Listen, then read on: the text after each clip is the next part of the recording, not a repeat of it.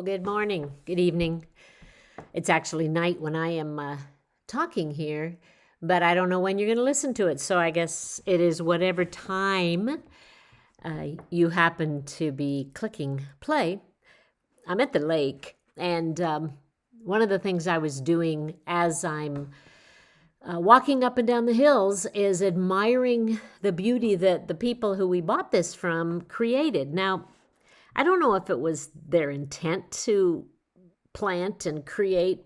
I think their biggest reason for planting all the perennials up and down the hill are to keep the ground from washing down.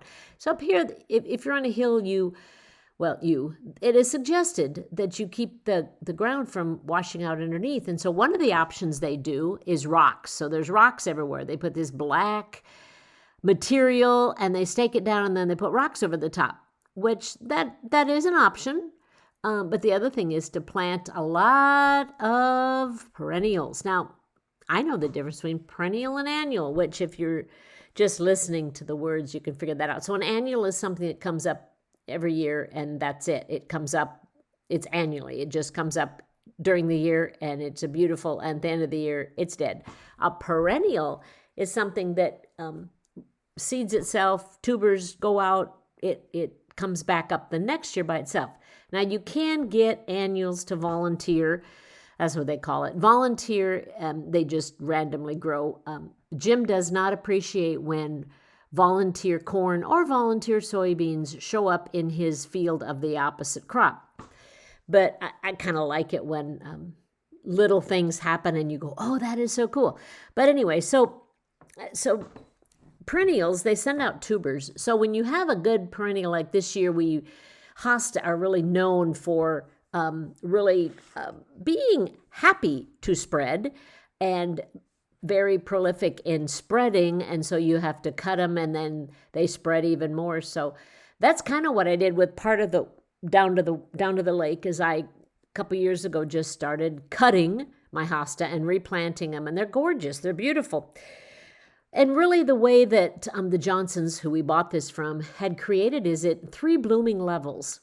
Now, I don't know much about flowers. To be totally honest, I know very little about flowers. So when we moved here, my sister came up, and she is brilliant in all those areas.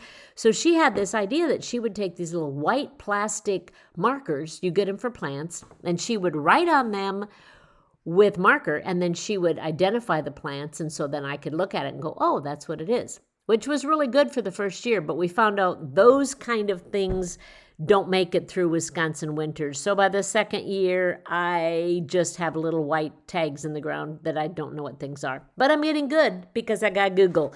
Take a picture of it, ask Google. It tells you everything you need to know. So this spring, when things started coming alive, one of the first things we noticed is trillium. And trillium are three white flowery leaves. I guess a leaf and a flower is different. 3 little white flowers, and they call it trillium, and it goes along with the Father, the Son, Holy Spirit, the Trinity. And then we also get daffodils and tulips popping up, and I planted a whole bunch of them, so now they're really cropping up. So that's our first blooming time. And then we have the iris and the spirea. And then all the other greenery that's coming up that will now, the phlox and the coneflowers are beautiful. They're just starting to pop out. And so we kind of have 3 different levels of blooming. And when you think about it, you think about your life, if you walk back through life, we have different ways and different times in our lives that we do bloom. That we, our younger years, we send tubers out, and we come up in other people's lives. We spread. We are beautifully flowered. And if you have a good growth, it's the same with your lawn. If you have a really nice thick lawn growth, you don't have the weeds coming up like you may in other times. Now, the other day I did go up and down and pull out. We have wild raspberries up here that just want to take over everything. So we do a lot of pulling of them out. But it's just beautiful to see everything blooming. And as every day it changes. Every time we come up, it's like, okay, here's more different. The phlox are coming beautiful. The coneflowers are really shooting up. We have the black-eyed Susans. We have the daisies all over the place. It's kind of neat to watch. Isaiah 61:11 says, "For as the earth bursts with spring wildflowers, and as gardens cascade with blossom, so does the Master God brings righteousness into full bloom and puts praise on display before the nation." So I think of that. I think of, did God just look at this hillside and see all the different hillsides, all the different growth places in our world, and just create the beautiful flowers to just mesmerize us? And they're gorgeous. And that isn't even talking about the lake. So if you talk about the lake right about now, the water lilies are starting to come, and they're beautiful. I mean, they really are. They open up in the sun, and you're going to have some yellow ones. You're going to have some white ones, and you don't want a lot of them because they do kind of take over. And with the water being down, you're going to have the water lilies being pretty prevalent right now. But it's beautiful. And I think about my life. It's like I bloomed different flowers, different growth in my younger years. Middle years, when we were raising kids, it was different flowers that came out. And now, I'm not saying I'm old, but now as I watch life change, I see there's a different kind of thing blooming within me. And it's okay.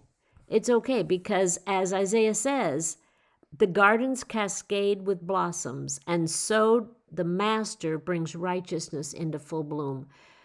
We want to be blooming of a righteous nature. We want our blooms to have the beautiful smell of lilacs,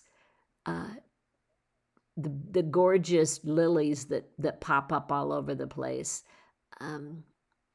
Sometimes we find our weeds, or not our weeds, but the weeds growing within our flowers and within our gardens, and we get kind of worried, and we want to go pull them all out, and we need to. But we also need to be careful, because if we have really good, thick growth of righteousness, that the weeds won't have a chance to get in there. Rather than sit and walk and trample on all the flowers trying to find the weeds, just really concentrate on getting a good, big growth. That's not a good way to put it. A wonderful garden full of ground cover, and then your other flowers come up, and the weeds will not have a chance.